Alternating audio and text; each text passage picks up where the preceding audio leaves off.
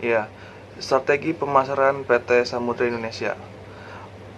Pada dasarnya, pemasaran yang baik harus mencakup semua kegiatan berpindahnya barang atau jasa dari pihak produsen kepada pihak konsumen yang berkenaan dengan membentuk kepuasan konsumen seutuhnya dan memberikan laba kepada perusahaan dengan menggunakan sumber daya yang tersedia secara maksimum.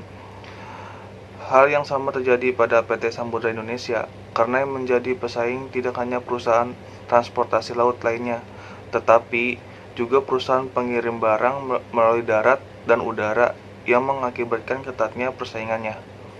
Dengan kondisi semacam ini, PT Samudra Indonesia berusaha untuk selalu mencari cara atau metode yang efektif dan efisien untuk meningkatkan keuntungan dan mempertahankan kontinuitasnya. Ada beberapa strategi pemasaran yang dilakukan PT Samudra Indonesia. Yang pertama, strategi korporat. Yang kedua, strategi bisnis. Yang ketiga, strategi visional. Dan yang keempat, strategi operasional. Yang pertama, strategi korporat. Samudra Agensi dapat melakukan kegiatan keagenan perusahaan pelayaran asing dengan lebih efisien. Berbekal pengalaman lebih dari 60 tahun di industri keagenan di Indonesia, Samudra Indonesia sebelumnya juga telah mendirikan PT Samudra Terminal Indonesia, disebut STI, untuk mengelola bisnis pengolahan terminal dan kepelabuhan dengan lebih fokus. Restrukturisasi pengalihan saham efektif dilaksanakan pada 2 Mei 2016 yang menghasilkan STI sebagai induk atau disebut subholding dari 5 anak perusahaan Samudra Terminal. Saat ini STI membawahi 4 terminal yang berlokasi di Tanjung Priuk dan Palaran, Kalimantan Timur. Samudra Indonesia juga melakukan berbagai pengembangan di lini bisnis Samudra Shipping, baik untuk bisnis pelayaran di Indonesia maupun di luar negeri. PT Samudra Asahi Shipping atau disebut SAS didirikan bersama sebagai perusahaan joint venture antara Samudra Indonesia dengan Osaka Asahi Queen Co Ltd dan PT Jasindo Duta Segara. SAS akan memasuki bisnis kepemilikan kapal di Indonesia. Yang kedua, strategi bisnis.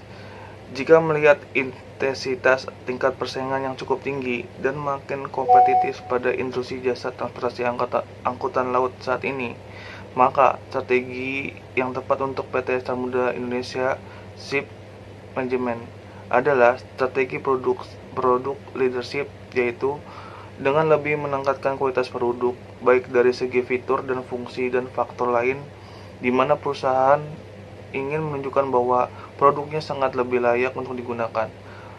Karena sebagai perusahaan ship management, PT Samudra Indonesia Ship Management diharapkan mampu memberi layanan yang terbaik dalam hal pencapaian commission day dan running cost sesuai dengan diharapkan oleh pelanggan. Tak ingin guncang heran terampas ombak, manajemen Samudra Indonesia beradaptasi dengan mengembangkan sistem bisnis terpadu dalam pengelolaan lini usaha yang menghasilkan pendapatan dan meningkatkan kompetensi pegawai. Yang ketiga, strategi fungsional. Melalui jaringan kantor milik yang dimiliki di berbagai negara Asia, Samudra Logistik terus mengembangkan kerjasama penggarapan pasar logistik dengan jumlah mitra strategis. Melalui anak usaha Silk Cargo Logistik Singapura, PT LD, Samudra Logistik memasuki bisnis warehousing di Malaysia dengan mendirikan Shihak Tangguh SDN BHD bersama mitra Shihak Global Land SDBHD. Lini bisnis Samudra Property dikembangkan melalui usaha unit PT Samudra Property Indonesia yang saat ini difokuskan untuk mengembangkan aset lahan dan aset properti milik Samudra Indonesia yang terletak di berbagai kota di Indonesia. Kelima, lini bisnis Samudra Indonesia tersebut dikembangkan dan dikelola secara fokus oleh tim manajemen yang didedicate dan ahli di bidangnya di masing-masing. Dan yang terakhir, yang keempat, strategi operasional. Dalam aspek operasional, PT Samudra Indonesia akan menerapkan strategi efisiensi dan optimalisasi aset dan sumber daya dalam setiap lini usaha. Selain itu, perusahaan juga akan terus mendorong perbaikan dan penyempurnaan proses kerja dan aktivitas operasional yang selaras dengan praktek terbaik dan aspek keselamatan, kesehatan kerja, dan lindungan lingkungan. Berikut ini strategi operasional yang akan diterapkan. Yang pertama, menciptakan layanan yang efisien, inovatif, dan bernilai tambah bagi para vertikal.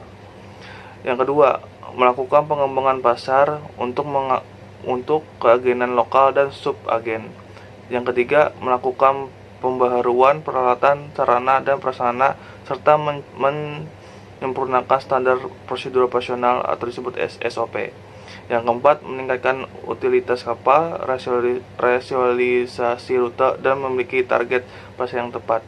Yang kelima, menambah jumlah armada. Yang keenam, meningkatkan kapasitas dan produktivitas aset. Yang ketujuh, yang terakhir, memperluas infrastruktur lapangan penumpukan dan depo. Nah, sekian dari kami. Apabila ada perkataan dan ucapan yang kurang berkenan, mohon tolong dimaafkan. Wassalamualaikum warahmatullahi wabarakatuh.